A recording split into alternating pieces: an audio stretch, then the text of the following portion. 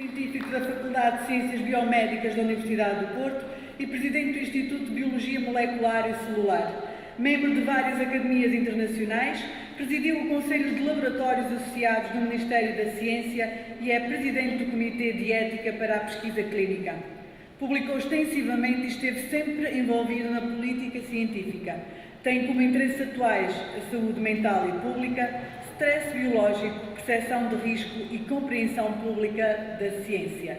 É, atualmente, deputado da Assembleia da República e presidente da Comissão Parlamentar de Educação e Ciência. O vosso aplauso para Alexandre Quintanilha.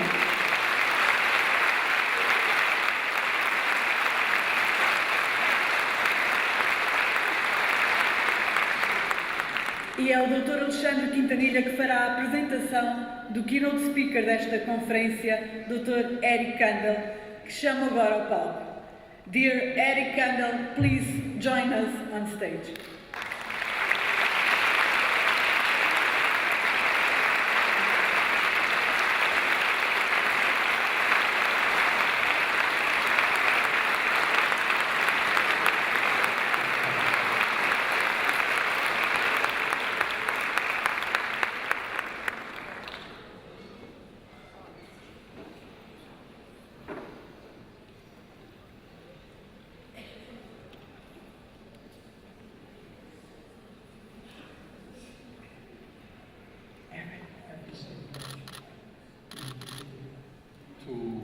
Boa tarde a todos. Eu gostava de começar por agradecer o convite para estar aqui e para ter o privilégio de apresentar o professor Eric Kandel. Muito obrigado e muitos parabéns ao Hospital pelo seu aniversário e eu passaria então agora aquilo que eu gostaria de dizer sobre Eric Kandel. Eric Kandel was born in Vienna in November 7, 1929. His parents came from small villages in the area between Poland and Ukraine. And they came to Vienna because Vienna at the time was a very exciting, very vibrant cultural center. I don't have to remind you. But the 30s were also a time where the city, in the words of Eric, the city was oppressive and authoritarian politically. Even before the Anschluss, which was the arrival of Hitler's troops in Austria, even before the Anschluss in 1938, anti-Semitism was chronic, even though about 20% of the population in Vienna at that time, a city of more than 1 million inhabitants, was about 20%. There was a very large Jewish presence in the city. And that presence can be seen by the involvement of many of these Jewish citizens of Austria in many areas. The Salzburg Festival was directed by Max Reinhardt, the Vienna Opera by Bruno Walter, Stefan Zweig and Franz Werfel were probably the most popular German writers at that time. Elias Canetti, who eventually got the Nobel Prize, was also living there. And many, or at least a few, Nobel laureates in physiology and medicine, such as Karl Landsteiner and Otto Loewi, were also living in Vienna at the time. And many students from around the world were attracted to come to the Faculty of Medicine in Vienna. However, the Anschluss took place in 1938, and Hitler invaded Austria on the 12th of March of that year. The family of Eric left during 1939. You can understand why. It makes sense. They left in stages, and they went to America, because America at the time had quotas for the people who came from Jewish descent, from Poland, from many other places in Europe. And they left during that year, a child of 9 years old left a very, very vivid and memorable impression. He says in one of his comments, he was amazed how such viciousness gets imprinted into the memory of a young child. And he also believes, or at least he did, that perhaps that influenced his interest in memory and the way the brain works. His arrival in the United States was also, in his own words, a breath of fresh air. He settled in Brooklyn, and Brooklyn and the Lower East Side of Manhattan, where were a lot of Jewish families settled. At some point says that his grandfather was the only man he knew who could speak 7 languages, but could not make himself understood in any of them.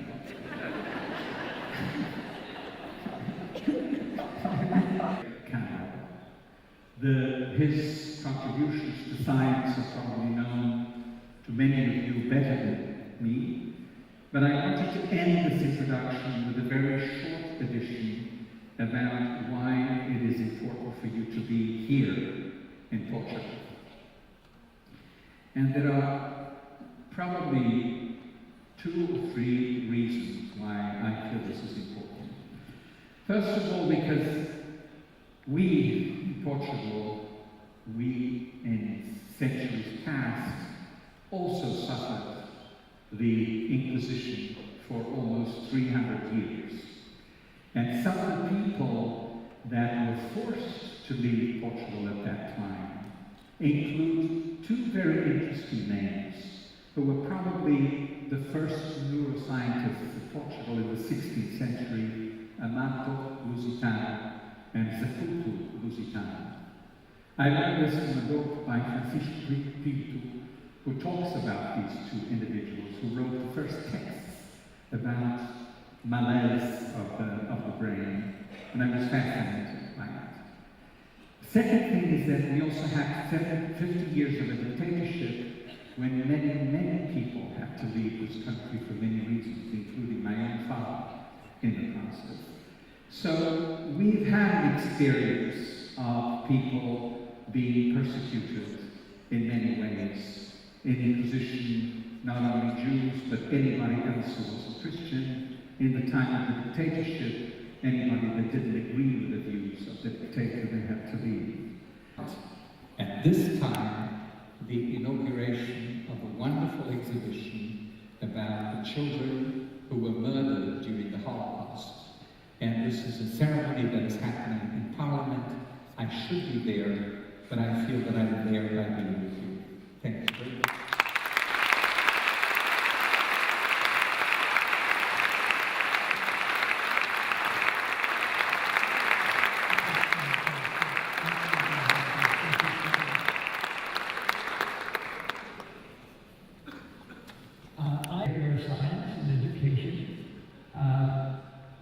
But I'm going to put it in a somewhat different context.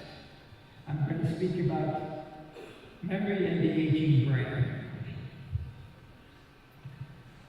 First, let me say some things about memory in general.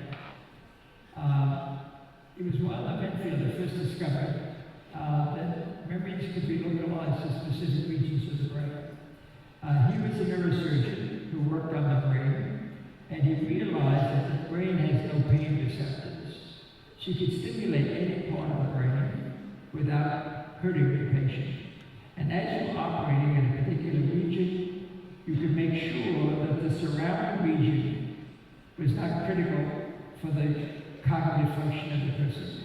So he stimulated these various areas, and in this way he was able to map really many of the important intellectual functions to different regions of the cerebral cortex. One had known some of these before formation studies, but he was able to show them intact alive patients by stimulating them. And he found that memories could be localized to specific regions of of the medial temporal lobe. And these were the points that he was able to elicit memories upon stimulation. In order to make more systematic sense of this, he recruited an extremely gifted cognitive psychologist to work with him, Brenda Milner, who just celebrated recently her privilege to be there with her, her 100th birthday. Not bad. Still going strong. And she made wonderful contributions to the field. Penfield only performed unilateral movements of the damaged regions of the medial temporal lobe, which has deep to it, the hippocampus. That led to only minor damages to memory storage. But in 1953, Scoville, a very famous neurosurgeon, did a bilateral removal of the hippocampus in a patient with the name of HM and produced a severe memory loss. Scoville called Penfield and told him about this tragedy, and Penfield said, "Let me send Brenda Milner so you can study this patient, so at least we can get some clinical benefit out of this tragedy." And Brenda Milner was sent to examine HM. And this is what she found. She found that memories prior to the surgery were intact. That means long-term memories have been stored for some time and stored elsewhere. Second of all, he had perfectly good short-term memory. If you gave him a telephone number, 884-5447, he could repeat that for you. So he had perfectly good short-term memory. What he lacked was the ability to take short-term memory and convert it into long-term memory. And he began to realize that with other people that a particular structure was important for that, and that's the hippocampus. It was critically involved in converting short-term to long-term memory. HM's symptoms produced a surprise as he was being studied. He could not convert short-term new memories to long-term new memories, but he could learn new motor tasks. So if you ask him to do the outlines of a star, without looking at his hand, without looking at the paper, without looking at the star, by just looking in a mirror, he was able to do this as well as you and I. That is even a person who had severe memory loss. So he asked him to do this for 3 days in a row, Monday, Tuesday, Wednesday. He began by doing these outlines, having a significant phenomenon is because in 1900, average survival was 50 years. Now that we're living much longer, 76 for the weaker sex and 81 for women, we're beginning to see age-related memory loss is very significant. In parallel with Alzheimer's disease, there is another memory loss that occurs, and people weren't sure whether this was simply an early phase of Alzheimer's disease or whether this was an independent age-related memory loss. And so the question was, are these distinct entities, or is benign senescence forgetfulness only an early phase of Alzheimer's disease? And to the end of this question, my colleagues and I compared 3 features: age of onset progression, anatomical localization, and molecular defects. And we found that onset progression was really quite different. Mice that don't have spontaneous Alzheimer's disease nevertheless show a hippocampus. It's practically down to 0. So people began to explore where exactly is the anatomical location of these memory formations. Now, various information, visual, tactile, proprioceptive, comes into your association cortices.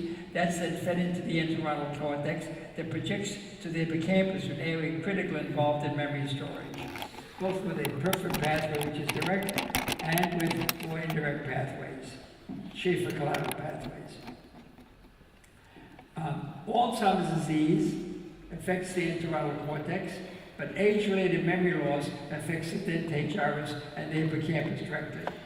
And to explore the anatomical distinctions, my colleagues and I turned to molecular chips and looked at post-mortem human brains to see whether or not we can pinpoint some genes that might be particularly important. And what we found is the one particular gene, RBAB48, messenger RNA and its proteins, decrease linearly in the aging dentate gyrus. So this is the aging dentate gyrus, this is the messenger RNA level and the protein level. If you looked at the entorhinal cortex, You didn't find any change whatsoever. Also, with Alzheimer's disease, you didn't find any change whatsoever. So aging produces this unique change. What does RBAB48 do? Let me give you a word about long-term memory.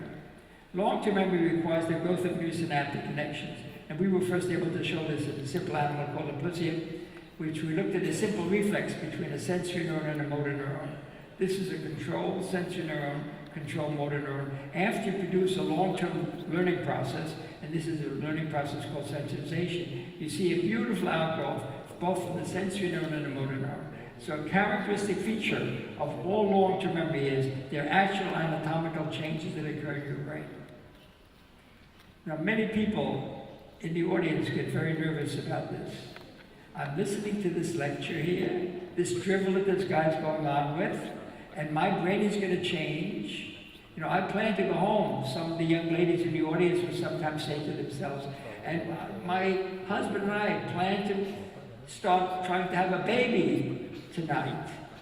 And do I have to worry that my baby is going to be influenced by that drivel that I heard in that lecture? Nothing to worry about. This occurs in certain regions of the brain, never gets to the sperm and the egg. You have modest anatomically. Maybe very modest, but actually it's changed anatomically. And in simple animals, you can see the change because the change is usually not very modest. So I've done a lot of work on an animal called a plesium, which is a marine snail. If you stimulate the tail, you activate a modulatory system, a serotonergic one. It activates an adenal cyclase that increases the level of cyclic AMP, activates the cyclic AMP-dependent protein kinase that leads to the enhancement of transmitter waves from the presynaptic terminal. That's if you give the single tail shot that produces a short-term memory which lasts minutes. If you give repeated train shots that produce a memory that lasts for days, you activate the serotonergic cells even more, they increase the level of cyclic AMP even more, that allows the cyclic AMP-dependent protein kinase to translocate to the nucleus and turn on gene expression. And that gives rise to proteins to give rise to new synaptic terminals. So actually an anatomical change that occurs in the brain. So if you remember anything about this lecture, after you leave here, if you remember tomorrow, and I don't urge this on you, but if you remember anything about this, it's because you will have undergone an anatomical change as a result of this lecture. An anatomical change different from anything that you had before. What regulates RBAB48? A surprising result that emerged primarily from Gerard Kaczynski's work is the novel finding that your bones are an endocrine gland. They release a hormone that actually has an effect on different organs of the brain. That hormone is called osteocalcin. Osteocalcin affects age-related memory loss. So if you have a young mouse, an old mouse, the old mouse will not do so well on a particular memory task. But if you give that aged mouse osteocalcin injected directly into the dentate gyrus, which is critical for memory storage, it will act like a young mouse. Circulating osteocalcin level decreases as a function of age in the mouse. So the mouse lives to be 2 years old. So you see that over time, the level decreases until it's really quite sure a sound mind. So we can begin to think now of treatments for age-related memory loss. We can do it by boosting the function of the cyclic AMP system. We can prevent the onset of progression of disease, particularly by regular physical exercise to increase osteocalcin, walking, good diet, low in animal fats, control of high blood pressure and diabetes, cognitive challenges such as new tasks, and social involvement. So the important thing to do is to continue to walk, to work, and to learn, and come and visit Portugal. If you've never ever been there, you should come. It's pretty well interesting.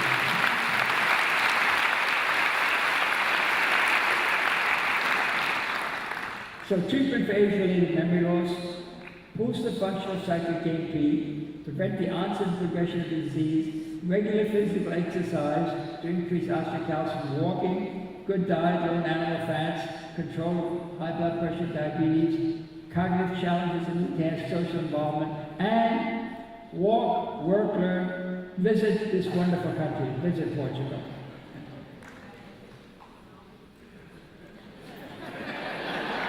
Thank you.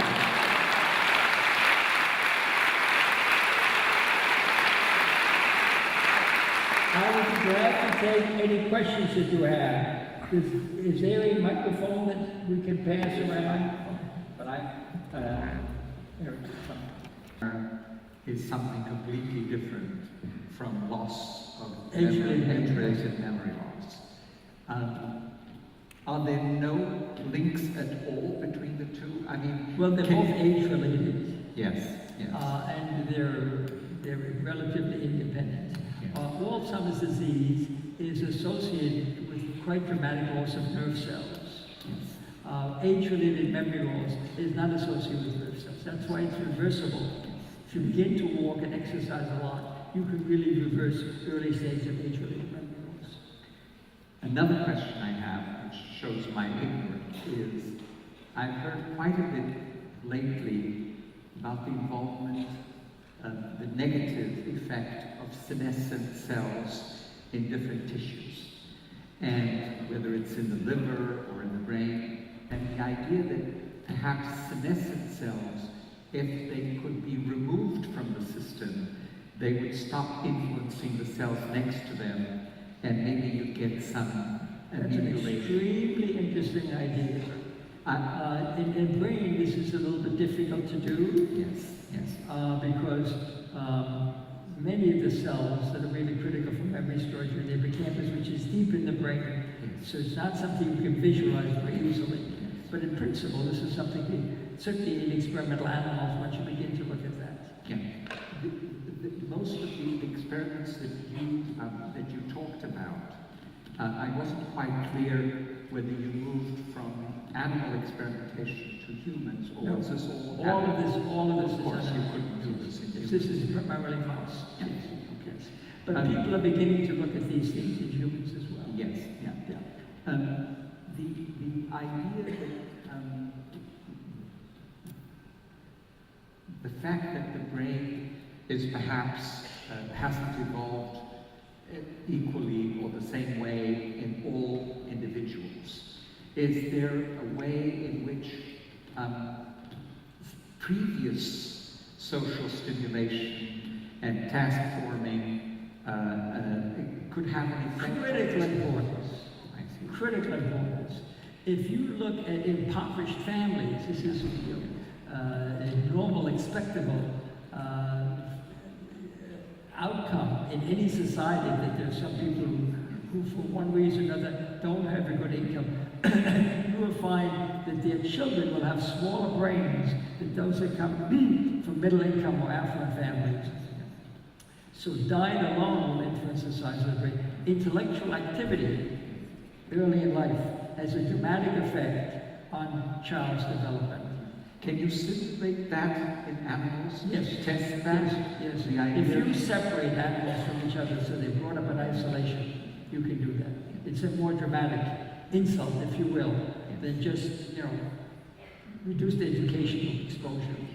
But this is very important, and parents sometimes don't this is not something that's going to affect people here, but interacting with your kids and actually challenging them intellectually is extremely good for the development of the brain.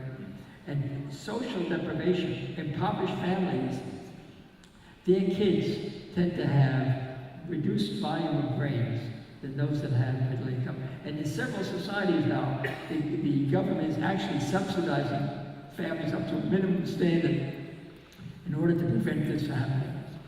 Does that stimulation, this is one of the topics of the previous roundtable, was whether technology can provide that stimulation with what you mentioned, and that is this business of extrinsic and intrinsic. I'm not quite sure that I understood exactly what was the difference between, when you were talking about the converting short term to long term, and then the person came and played the piano, and they talked about intrinsic versus extrinsic.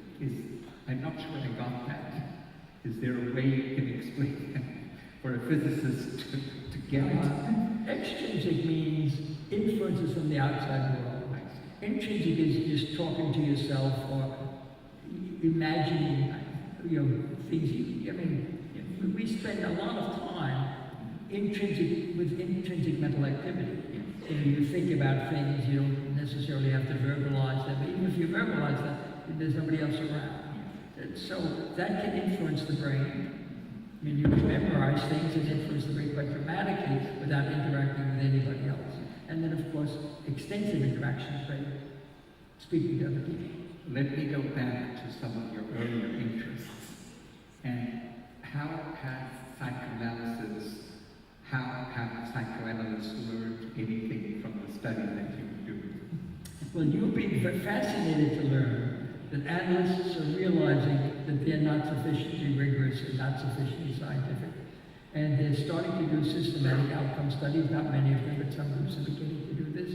And they're also trying to do imaging. So that'd be wonderful to see. You image somebody's brain before you start the psychotherapy or the psychoanalysis, and you image it afterwards to see whether or not things can happen. Now, a woman by the name of Helen Mayberg has shown this. She has done imaging study of people that are depressed. And she's shown the particular areas that are reduced in size in people who are depressed. And as they begin to respond to therapy, you see that the brain areas return closer to their normal level. So this is wonderful, and you can now see that psychiatry and neurology, first of all, are going to be much closer together than they were before. And two, the ability to evaluate outcome of treatments is going to improve dramatically over the next 10 years. I had that as part of the introduction when I spoke about the fact that your recent work, not so recent, started about 10 years ago with Daniela Polak about the issue of depression and the effects of depression and how the brain works. Portugal is one of the countries that has the highest consumption of antidepressants. Is that so? In Europe. I think it's true. I'm not exaggerating. I hope some of my medical doctors here can confirm that. It's something I heard. Those studies. How does that compare to what is the rate of depression in Portugal? Is it high or is it low? High. Higher than it is in Spain or higher than it is in England? I mean, you don't seem very depressed to me.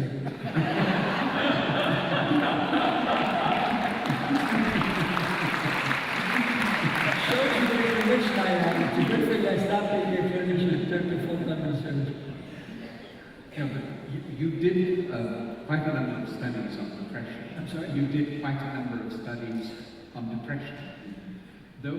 Did those studies influence you in the kind of work that you're doing now? I myself was not involved. I'm describing other people's studies on depression. No, but I must say that one of the things about depression is it's very treatable. It's an extremely good psychiatric illness to be studying rigorously because we can make a lot of progress with it.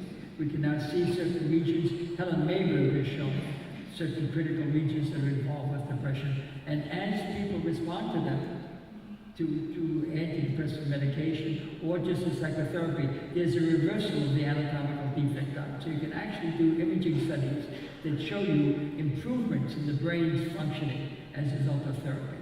That's really spectacular. And to what extent does that reversal depend on how long the person has been depressed previously? People have not done this systematically yet.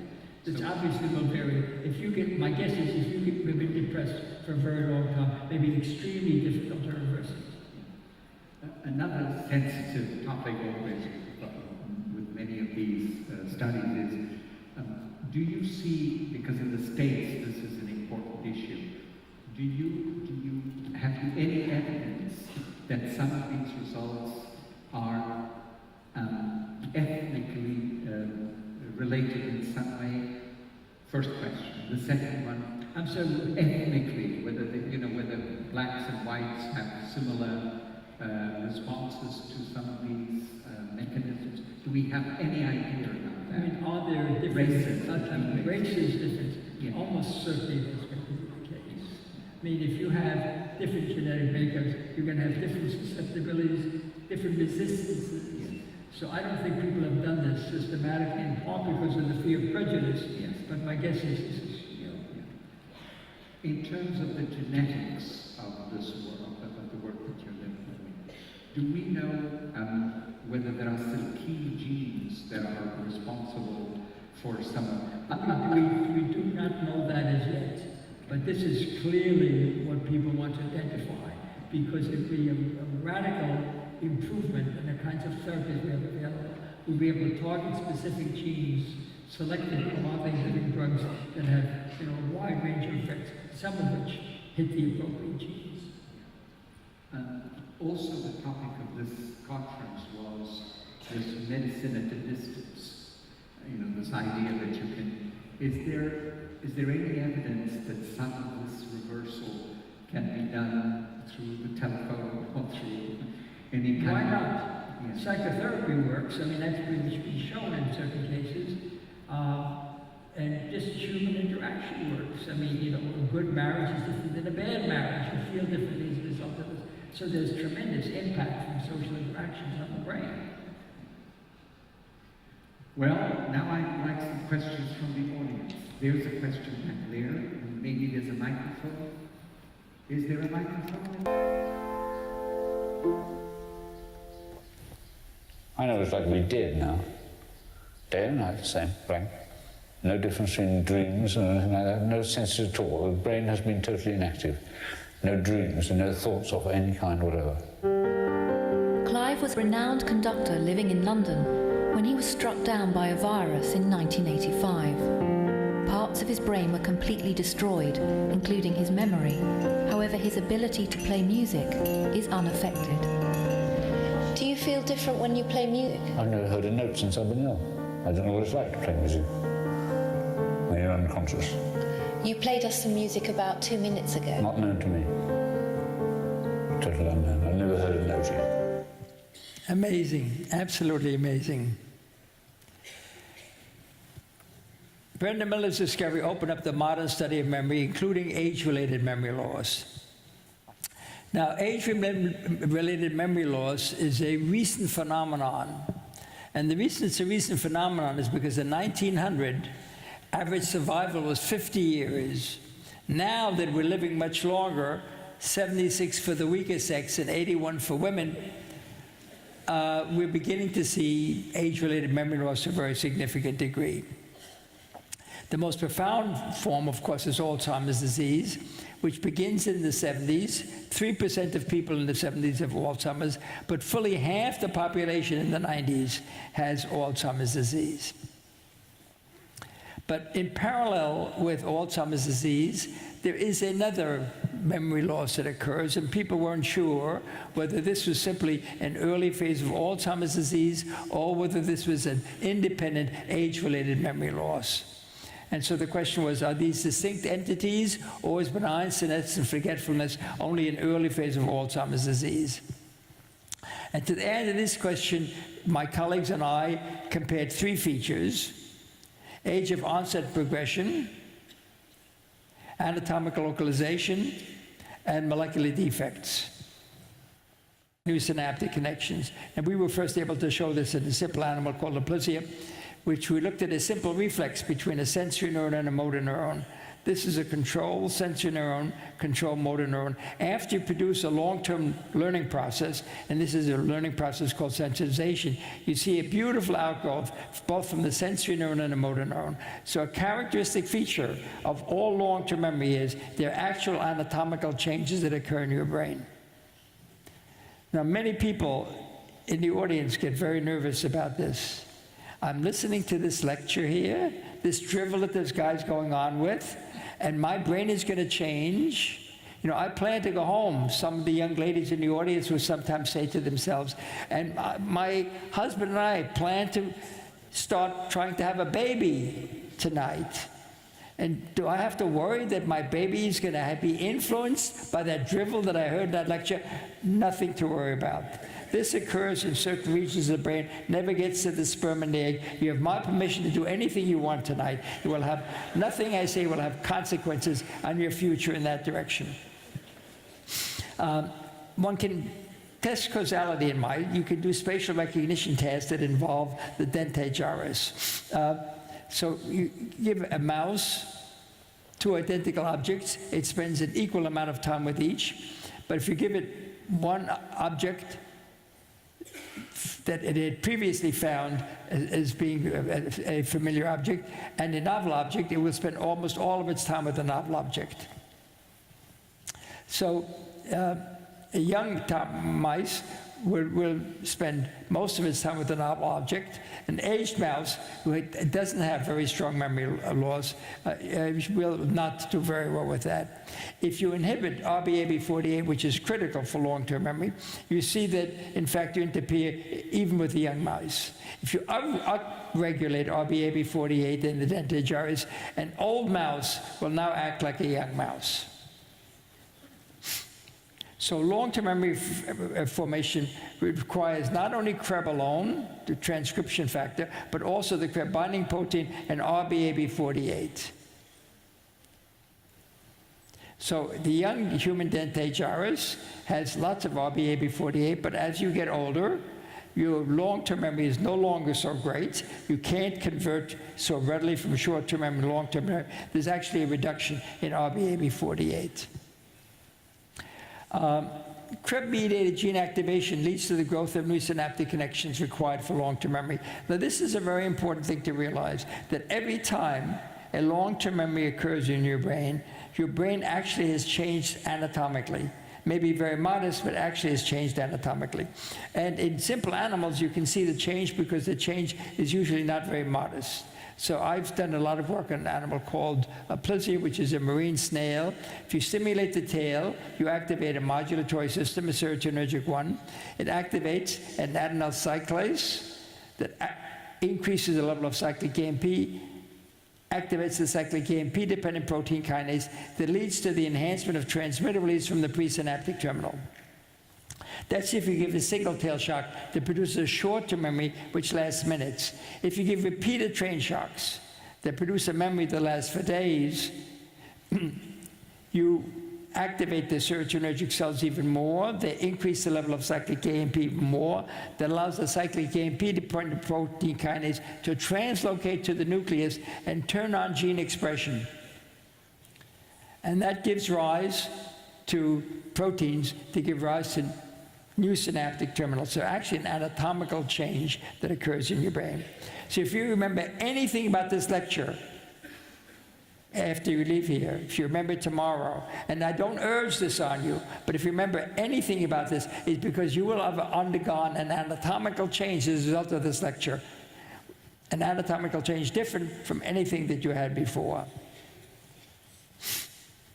What regulates RBAB48? A surprising result that emerged primarily from Gerard Kaseki's work is the novel finding that your bones are an endocrine gland. They release a hormone that actually has an effect on different organs of the brain.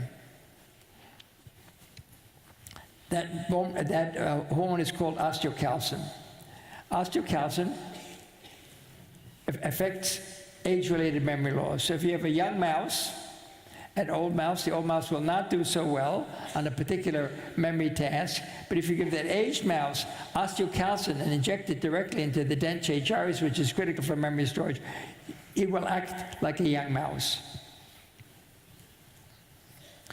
Circulating osteocalcin level decreases as a function of age in the mouse. So the mouse lives to be 2 years old. So you see that over time, the level decreases until it's really quite low. And one thing about osteocalcin that's very interesting is if you exercise, you raise the level of osteocalcin. And this is very important. Why do you think this is so important?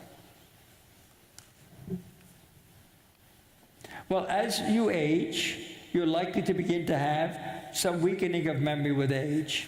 One of the best things you can do is to walk. Walk 2 miles a day. That will exercise your bone. Your bone will release osteocalcin, and osteocalcin will act to overcome age-related memory loss. So a sound body really can assure a sound mind. So we can begin to think now of treatments for age-related memory loss. We can do it by boosting the function of the cyclic AMP system. We can prevent the onset of progression of disease, particularly by regular physical exercise to increase osteocalcin, walking, good diet, low in animal fats, control of high blood pressure and diabetes, cognitive challenges such as a new task, and social involvement. So the important thing to do is to continue to walk, to work, and to learn, and come and visit Portugal. If you've never ever been there, you should come. It's pretty damn interesting.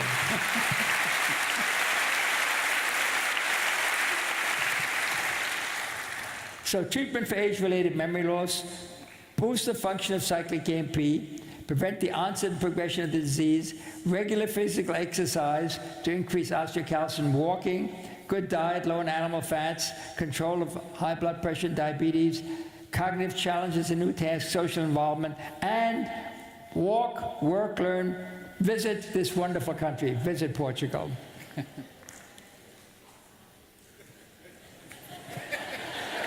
Thank you.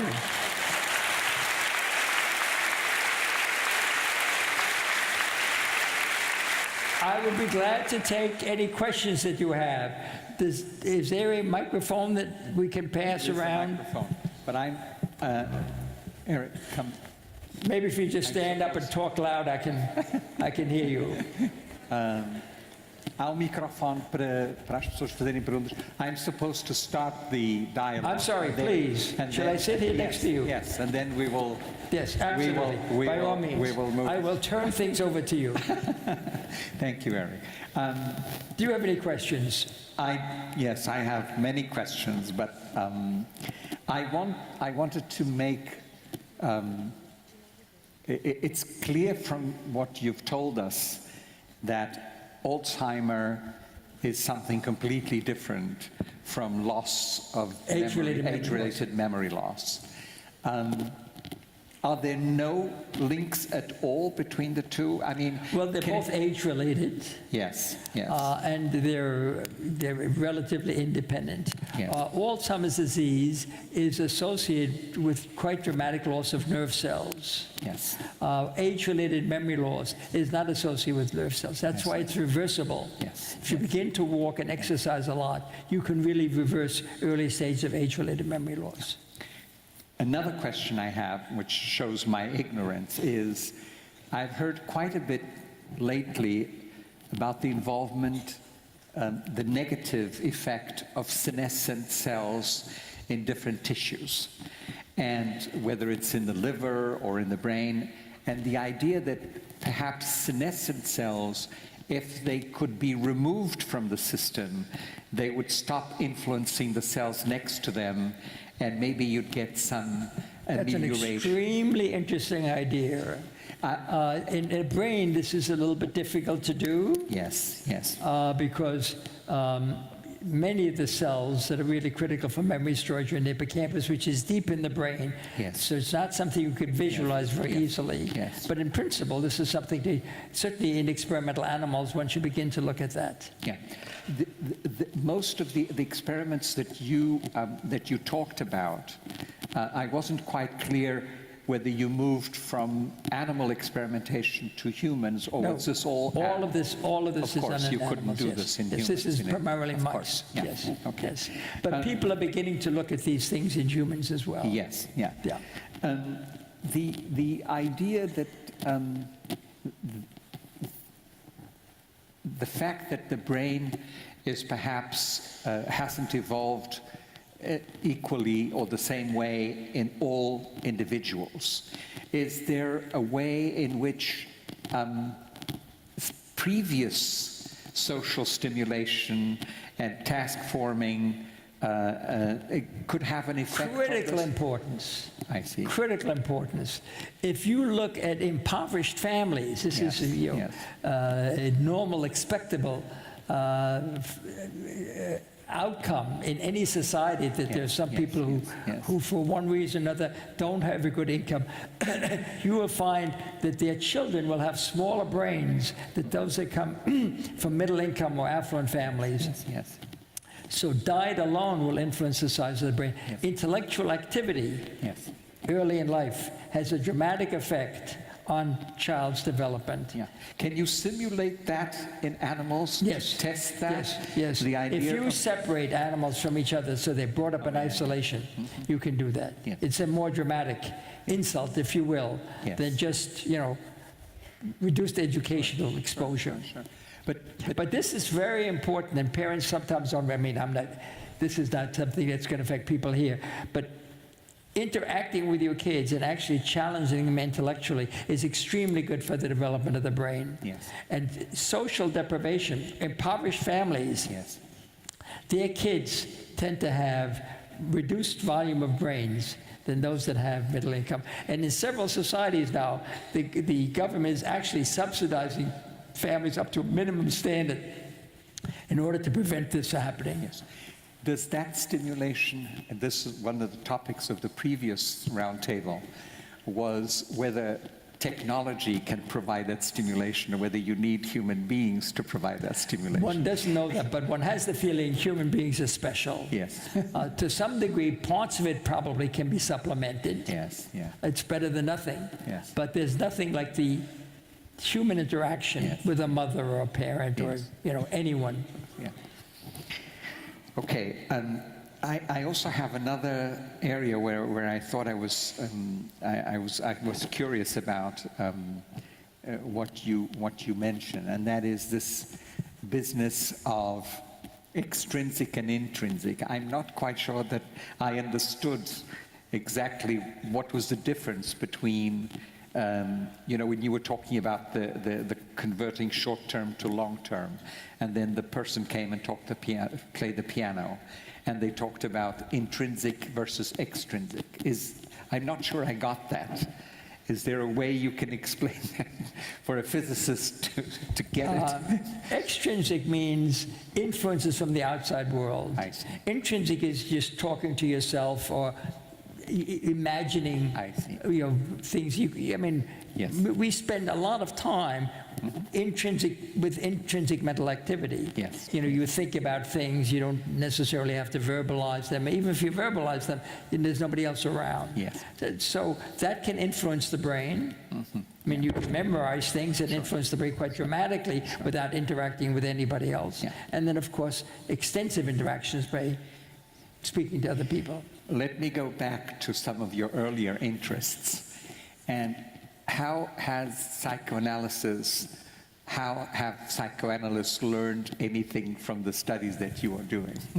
Well, you'll be fascinated to learn that analysts are realizing that they're not sufficiently rigorous and not sufficiently scientific. And they're starting to do systematic outcome studies, not many of them, but some groups are beginning to do this. And they're also trying to do imaging. That'd be wonderful to see. You image somebody's brain before you start the psychotherapy or the psychoanalysis, and you image it afterwards to see whether or not things can happen. Now, a woman by the name of Helen Mayberg has shown this. She has done imaging study on people that are depressed. And she's shown the particular areas that are reduced in size in people who are depressed. And as they begin to respond to therapy, you see that the brain areas return closer to their normal level. So this is wonderful. I mean, you can now see that psychiatry and neurology, first of all, are going to be much closer together than they were before. And two, the ability to evaluate outcome of treatments is going to improve dramatically over the next 10 years. I had that as part of the introduction when I spoke about the fact that your recent work, not so recent, you started about 10 years ago with Daniela Polak about the issue of, depression and the effects of depression and how the brain works. Portugal is one of the countries that has the highest consumption of antidepressants. Is that so? In Europe. I don't think it, I think it's true. I'm not exaggerating. I hope some of my medical doctors here can confirm that. It's something I heard. Those studies that... How does that compare to what is the rate of depression in Portugal? I don't know. Is it high or is it low? High. Higher than it is in Spain or higher than it is in England? I mean, you don't seem very depressed to me.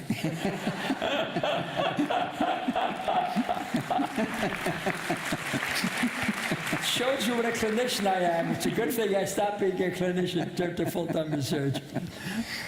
No, but you did quite a number of studies on depression. I'm sorry? You did quite a number of studies on depression, didn't you? Did those studies influence you in the kind of work that you're doing now?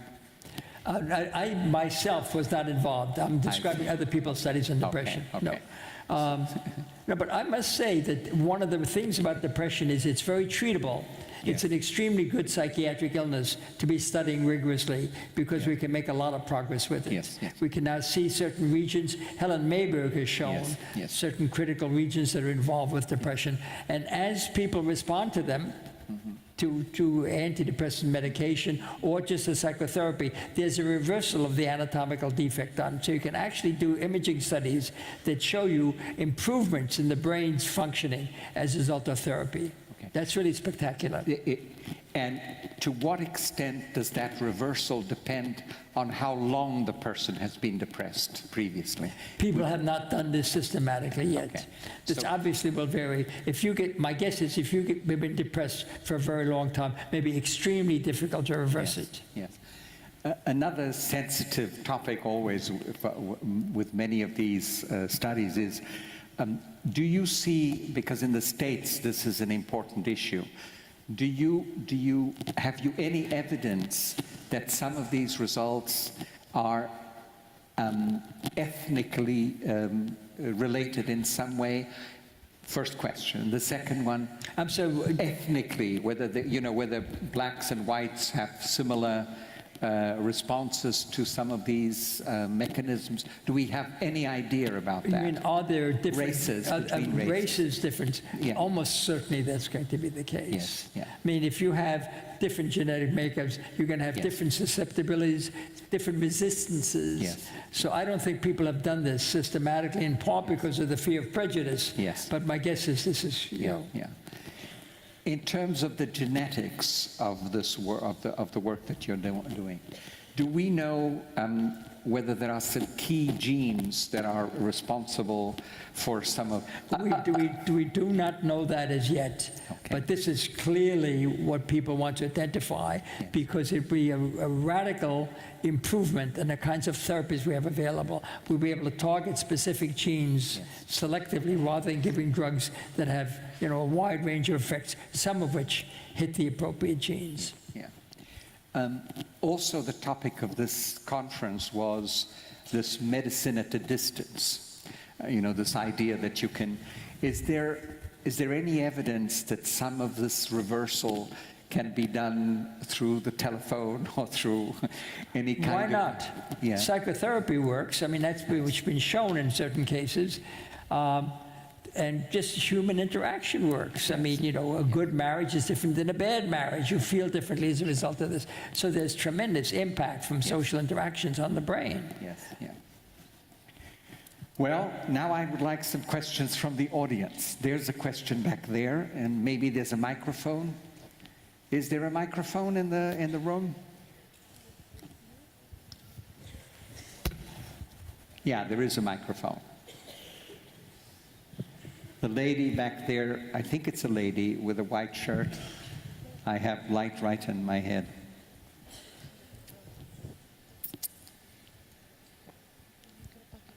Thank you. Good evening. My name is Veronica. I'm a pharmacist. I've been a mother in a short time. I know that osteocalcin depends on vitamin K, vitamin of osseous K vitamin. And I know also that during pregnancy there's a markedly fall of this plasma osteocalcine. Through the diagram that you have shown, I would like to understand if can be any relationship between the complaint of postpartum amnesia that most and often new mothers feel. Sorry, can I interrupt you? I don't understand anything. I don't hear anything. I you cannot say. understand. I'm Okay. sorry. Not a single. Could you come up front? Because the echo is too strong, so...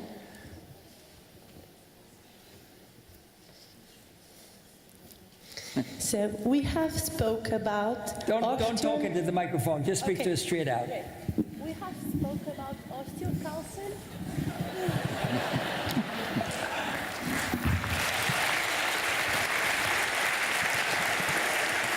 Oh my God, wonderful. Please. We have spoke about osteocalcine.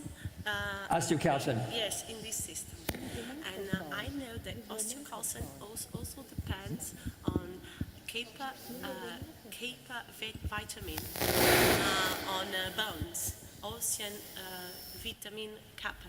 So in pregnancy, most of these osteocalcine, plasmatic osteocalcine, have a markedly Reduced. yes, and a lot. That may contribute to postpartum depression.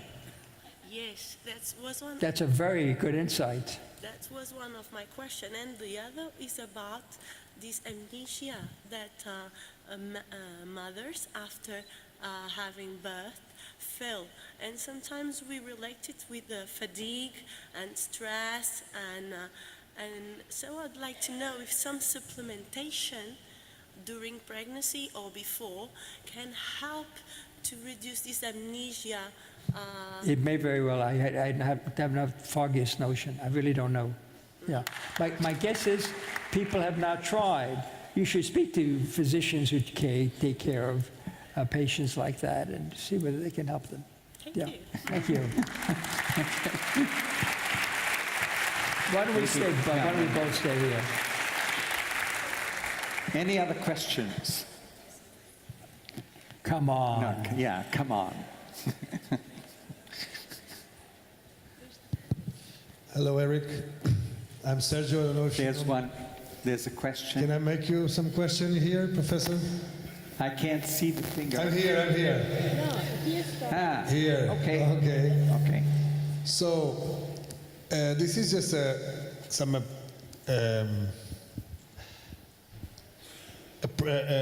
seeing what you talk about Portugal and we talk about wine. How can you relate wine consumption with memory loss? Is it possible? Please say no. Please say you can drink wine. I didn't understand what you How said. can we relate wine consumption, the wine consumption with memory loss? Is there any relation between wine consumption or memory loss? Why? What is wild? Wine. Douro or Porto wine. Wine consumption. Please say that there is no relation between wine consumption and memory loss because my wife is here. I want her to hear about it. My wife is also Yes, here. she's here. And my wife says no more than 2 glasses a night or you're out. Okay, so no problem. And she's French. Yes. She's French. Yes, That's what Eric you- says no more than 2 bottles at night. No. 2 bottles for you. For me, 2 glasses. Okay. Was there somebody else here? Back there. You have to come here. Sorry. Otherwise, we don't understand. Anybody else can make a line here for questions? Please come to the front. Yeah. This young lady had a question right here. Yeah, come here.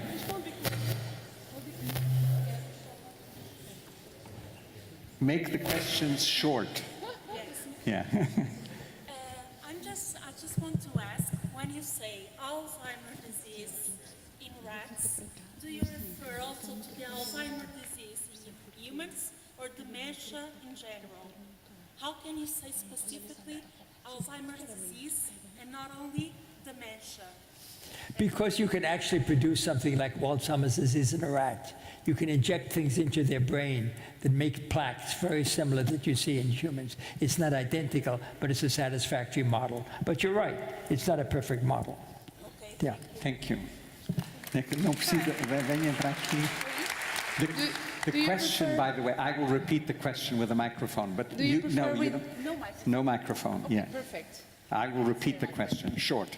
Sure.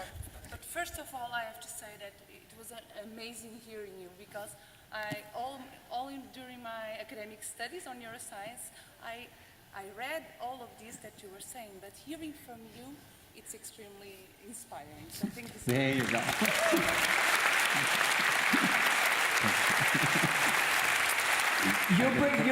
You bring tears to my eyes. This is my first visit here. And I assure you, after that comment, it will not be my last. I'm glad to hear that. Question. I want you to come back, of course. So my question is, what do you think that is going to be the biggest challenge that we are facing now with all these demographic changing? So we are getting older, we are getting more neurodegenerative disorders. Do you think that the basis of these neurodegenerative disorders are quite the same? Because we can see that, for instance, in Parkinson and in Alzheimer, we have many pathways. For instance, the ones that change the brain protein are actually really similar, right?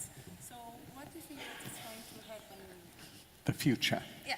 I mean, it's impossible to predict. I can just say one thing, that with some of these diseases, I think there's no reason to believe that if we lead a more prophylactic life, a more vigorous life that involves, activity of the brain in various ways, we cannot keep those illnesses at bay, control them, or maybe prevent them from even getting started. So I think we're just beginning to learn how to exercise our brain in order to protect it as much as possible. Let me ask a question too, related to this. Why do you think that progress in the understanding and treatment of Alzheimer is so incredibly slow? Because the brain is the most complex organ by far that we have. Many advances in brain sciences are slow. It takes a long time to do this. We need more people like yourself. You never worked on the brain, for God's sakes. No, it's about time you started. We need you. Yeah, all right. Thank you. Any other questions? There must be some young people. You have to come here.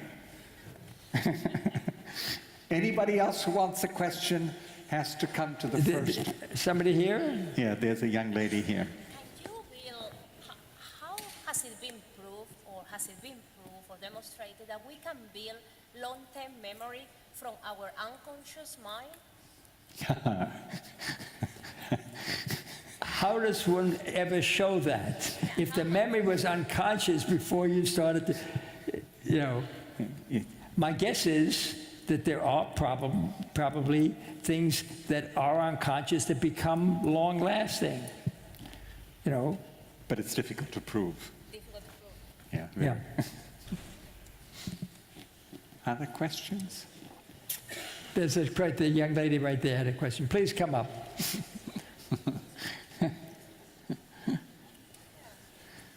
We have spoken about memory, about very interesting things. I have a general question. We are here in the event of the future of healthcare. Future of healthcare. Future of healthcare. I want to ask you, what do you mind that the neuroscience impact our society in the next years? Impact what? Which impact will be the neuroscience in our Society. She wants to know, Society. what do you think about the impact of neuroscience? Oh, I think it's, it would have a fantastic impact. Your brain is the most important organ of your body. It determines so much of your behavior and everything. If you can strengthen its function, if you can make it more resistant to disease, you'll change people's lives tremendously. Not only that, but if you look at neurological and psychiatric, look at psychiatric diseases, the incidence of depression. Now, these are severe problems.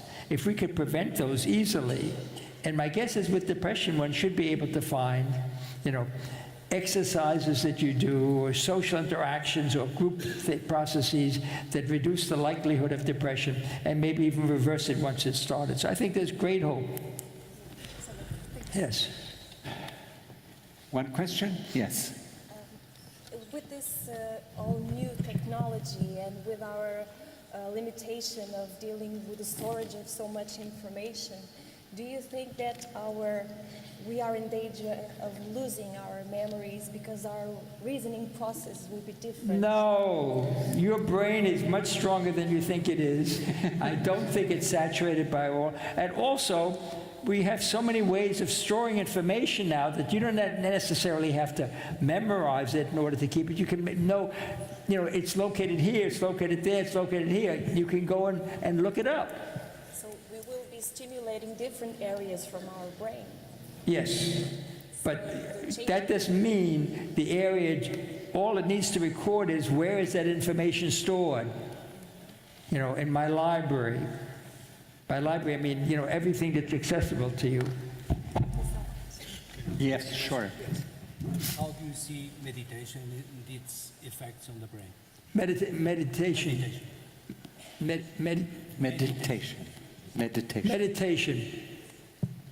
I don't meditate per se, but I think it's probably quite healthy, to sit back and think about things and try to understand yourself better. It's psychotherapy carried on yourself. Now, it depends on how you do it. You can do it in a crazy way. You can say, I'm bad, I'm evil, blah, blah, blah. You can drive yourself crazy like that. Or you can sit down each day for half an hour and say, let me think through what happened today. Why did this thing upset me?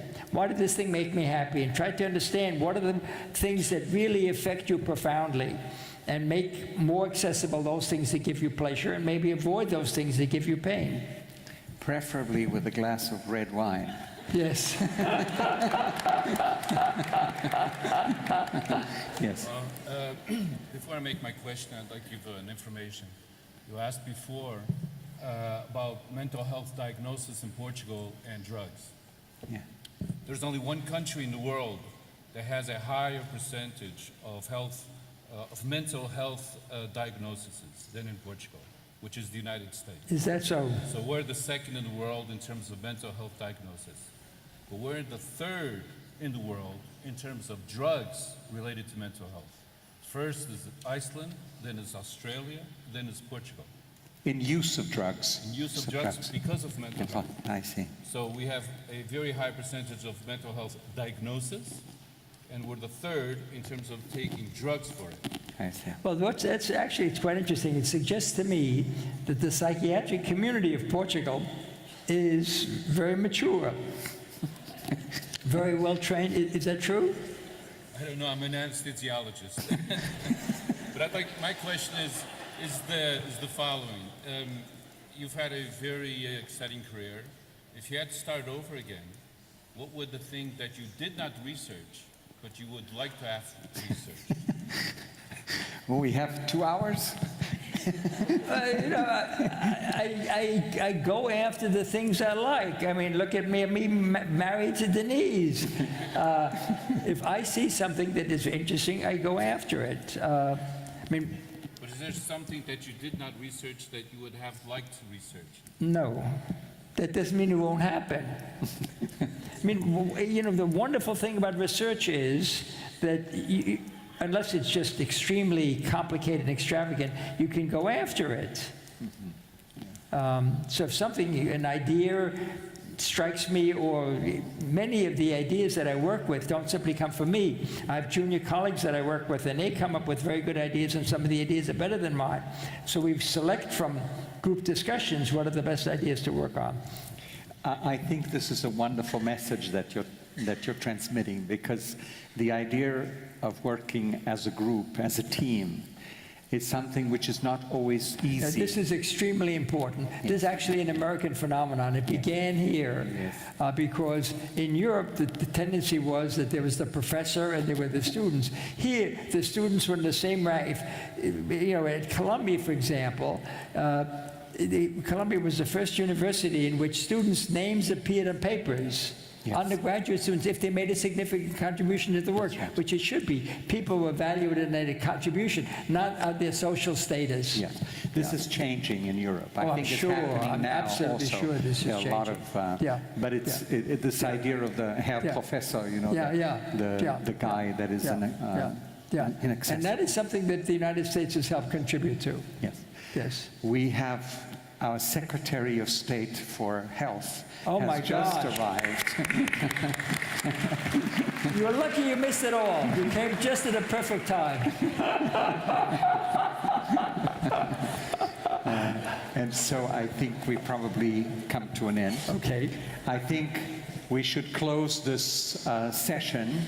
And I would like to thank Eric very much. I want to thank you for a wonderful, wonderful lecture, and all of you for being here. Thank you very much. Thank you.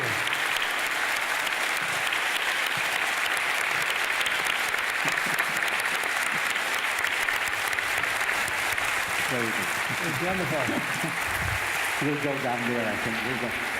You Stay in stage, please. You'll come back and get it. Stay just... Eric, you'll come back. Just one moment more, please. Okay, just 1 moment more. They want to... Muito obrigada, Dr. Alexandre Quintanilha.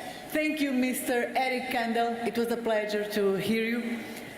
Peço a presença em palco do engenheiro Sérgio Almeida e do Dr. Miguel Paiva para procederem à entrega do agradecimento a estes dois intervenientes. We're getting 2 little prizes. I see. Very nice. For you. We have a gift for you. For you and for me. That's right. That's very nice. Aplauso para o engenheiro Sérgio Almeida e o Dr. Miguel Paiva, são os representantes das entidades organizadoras. They're coming.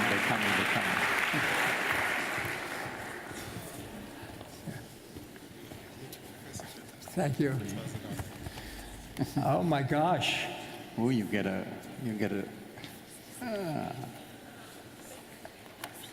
Muito obrigado. Thank you. Oh, thank you very much. It's not wine, but it's... Not wine. Thank you.